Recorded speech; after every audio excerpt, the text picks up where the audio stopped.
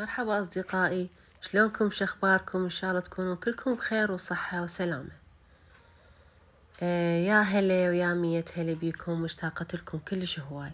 والله صار لي فترة طويلة ما مسجلة وكلش اشتاقت لكم، بس بعض ظروف ما تسمح لي وتأخرت عليكم شوية، عذروني.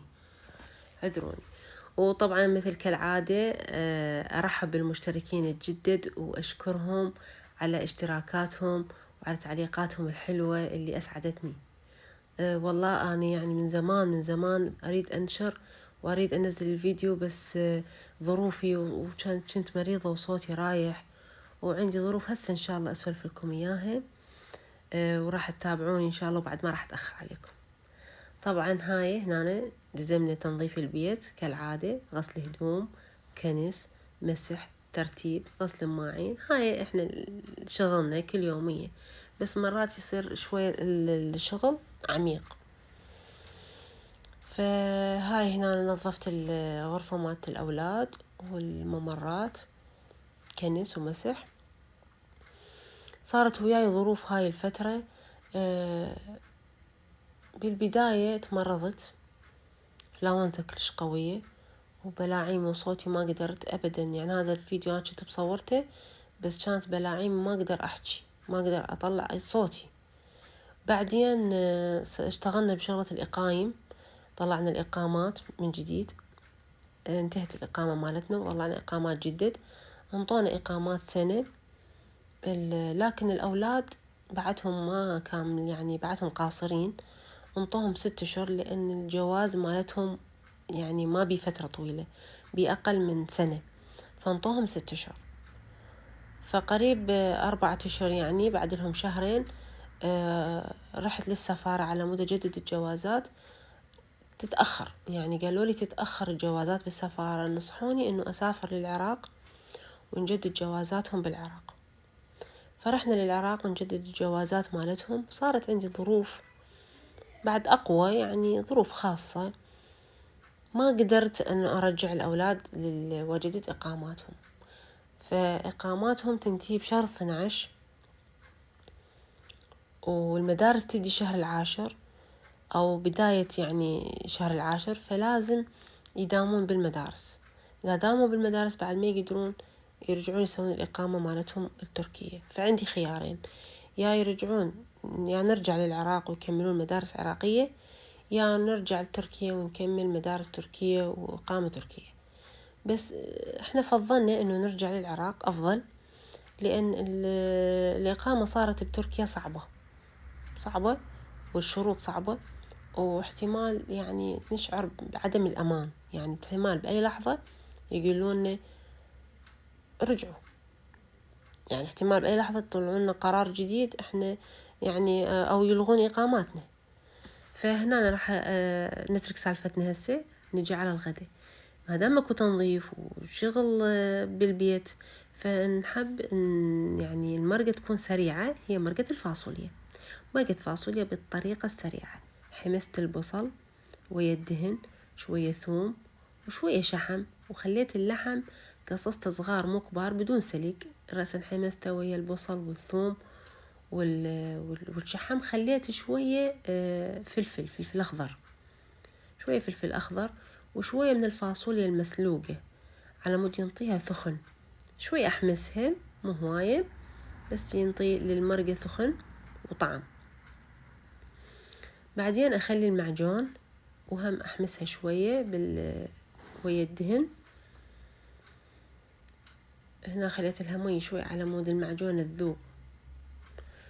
فالإقامة شوية صارت مو مثل قبل، يعني يرادلها شروط، كل ساعة ينزلون شروط، كل ساعة ينزلون قرارات جديدة.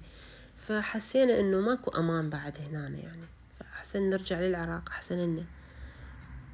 فقدمت للأولاد على المدارس العراقية، وإن شاء الله بعد يعني استمروا بالمدارس العراقية. هاي التمن اكو هذا بالبيم وبال101 ويبيعونه بكل محلات التركية. يصير مثل الشعرية شوية حب سمين، ينطي للتمن لون ونكهة ويعني طعم طيب. يسوون الأتراك يخبطونه ويا التمن الأبيض. بس احنا هذا التمن ما نشتري تمن تركي، هو التمن التركي هم زين طيب، بس احنا بعد متعلمين على التمن البسمتي العراقي. هذا تمن هرتج اجيبه من العراق او اشتريه من الفاتح، اذا خلصت الكمية عندي اشتريه من الفاتح. طبعا الفاتح والمحلات السورية شنو محتاجين اشياء عراقية مشتهينها وما تلقونها بالمحلات التركية، تروحون المحلات السوريين تلقونها عندهم. يعني شنو هذا الحليب المثخن، العنبة، الدقوس هذا الحار، كله موجود بالمحلات. التمن البسمتي، الجبن المثلثات، الكيري، كله موجود بالمحلات السورية. حتى القوري مالت الشاي مالتنا مو مثل قواري الشاي مال الأتراك. الأتراك يحطون قوريين واحد فوق ثاني، احنا العراقيين لا، قوري واحد نخلي بيه شاي، وهو موجود بالسوريين عند من المحلات السورية. طبعا هاي الفاصوليا أجمدها، أسلقها أولا كيلو، أسلق مثلا كمية، أسويها 4 طبخات، أخليها بالحافظات بالفريز مال الثلاجة. من أكون مستعجلة وعندي تنظيف وأريد أطبخ طبخة سريعة، فأختار هذه المرقة الفاصوليا بس تفور، أخليها ويا هاي الطماطة بس تفور بس تستوي، ما يحتاج لها وقت طويل. والتمن هم شفتوها هسه خلص وياكم وشكله شلون حلو مع هاي الحبيبات الجنشعرية. خلصنا التمن والمرق. طبعا جينا للزلاطة، الخيار والطماطة والنومي كالعادة. بس شنو أخلي ويا الزلاطة نعناع مجفف. النعناع المجفف هنا بتركيا هواي يستخدمونه، لأن هو يعني مفيد، يطرد الغازات اللي بالجسم ومفيد يعني وطعمه طيب. يستخدمونه للزلاطة. هاي شوفوا هذا ملعقة نعناع يابس، نستخدمه ويا اللبن، نحط ويا اللبن نومي ونعناع، ونستخدمه ويا شوربة العدس. بعد أنا أكمل شوربة العدس أخلي عليها نعناع، يصير ويا البيض، نطق طماطة وبيض هم أرش عليه رشة نعناع، كلش طيب ومفيد. وهاي الغدا كمل، وسهمنا وسهمكم العافية بهاي الأجواء النظيفة الحلوة. بعد كملنا الغدا لازم نغسل المواعين كالعادة، مواعين بعد الغداء ومواعين بعد العشاء ومواعين بين الوجبات، المواعين ما تخلص. اي فهسه شو تقولون يا حبايبي؟ نرجع لسالفتنا. أنا محتارة أرجع للعراق أبقى بتركيا، بس أنا أكثر شي حرجع للعراق، لأن مثل ما قلت لكم ماكو أمان، يعني بأي لحظة يقولون نرجعوا، بأي لحظة تلغي الإقامة، المدارس الأولاد شلون يعني. فأنا أكثر شي حرجع للعراق أفضل. إحنا البيت بالعراق بيتنا ملك، لكن مأجرين مسوينا بيتين مأجرين إيجارين، ويعني عايشين بيه هنا بتركيا. فإن شاء الله إذا رجعنا نطلع المؤجرين ونرجع نقعد هناك.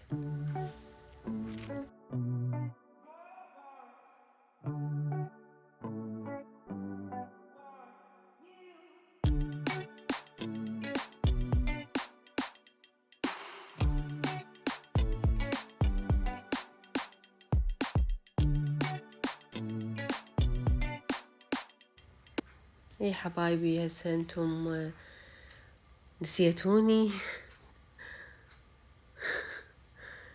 اني ما غبت عليكم هاي الفترة الطويلة، قلت هسه نسوني وراحة. هاي طبعا بعد ان غسلت المواعين نعقم المغسلة بكلور اخففه بماي او ديتول او خل ابيض، احطه بمرش فارغ من هاي مال تنظيف الجام، اخلي ماي واخلي لو كلور لو ديتول، او اخلي الخل الابيض ينظف المنطقة ويعقمها. وهاي دلعت نفسي استراحة، اشرب لي قلاص عصير ليمون طبيعي، حتى شنو يصير عندي طاقة ارجع اكمل تنظيف البيت.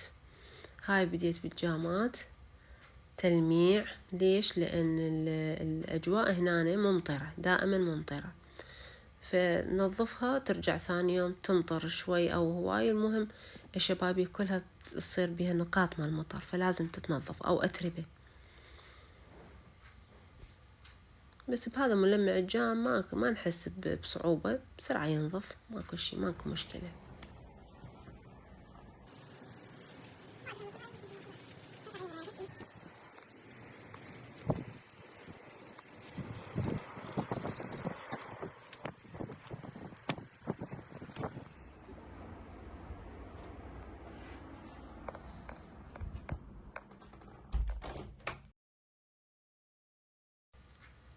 أتمنى الفيديو ينال إعجابكم وما طولت عليكم، بس والله مشتاقة لكم هواية صراحة.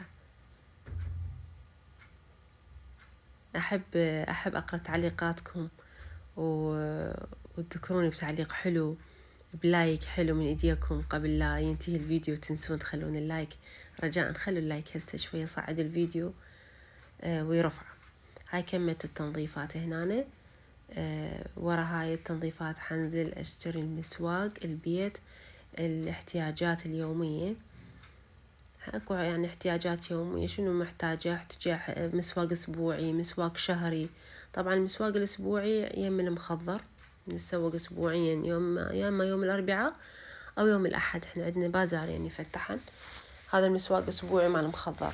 والبيم والمية واحد اشتري الدجاج واللحم والاجبان وغيرها. وين برجعتي لقيت الطلبية واصلة من ترنديول، حاطين ليها بالباب. هاي الطلبية طبعا طالبتها قبل أسبوع 5 أيام، بس أنا قلت لكم هذا الفيديو قديم، صارلي شهر أو شهر ونص مسجلته مصورته، بس ما مسجل عليه بصمة لأن الظروف قلت لكم وصوتي رايح وهاي. فهتشوفون التيشيرت نصردان وشورت، لأن هاي ملابس صيفية طلبتها قبل شهر أو شهر ونص، حتى يعني ياخذوها الأولاد وياهم للعراق من يجددون الجوازات. شنو ناخذ هي؟ لا كهاني ولا علاو، هاني اخذ فلوسي، انا اخذ فلوس هاني بالسليم. صار الجمبري. عيني يمشي على الحديقة فيكم.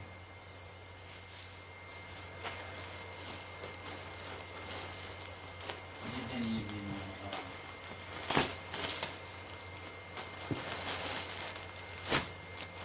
لا لا انا جاي بس عباية شوكات. جدا يجي عباية شوكات.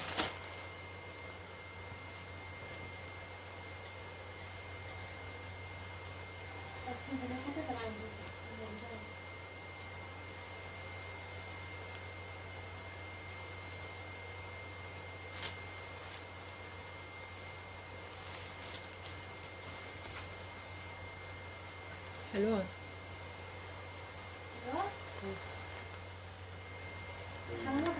عيني سيارات شرطة وين يروح بيه. هاي خليتكم ويا المشتريات تشوفونها شنو رأيكم بها حلوة. طبعا الأسعار مو كلش غالية، الأسعار مناسبة. هذا تطبيق ترنديول كل شي بيه، غراض بيت، ألعاب، ملابس، كل شي موجود بتطبيق ترنديول. أجهزة رياضية، حتى يعني أدوات مطبخ، غذائية، كل شي موجود بيه بأسعار مناسبة. الجودة يعني لا جودة كلش عالية ولا جودة رديئة، متوسطة. قماش حلو خفيف، يعني مفيد، وسعر مناسب، وسريعين بالتوصيل. اعذروني على تأخير الفيديو، مع السلامة.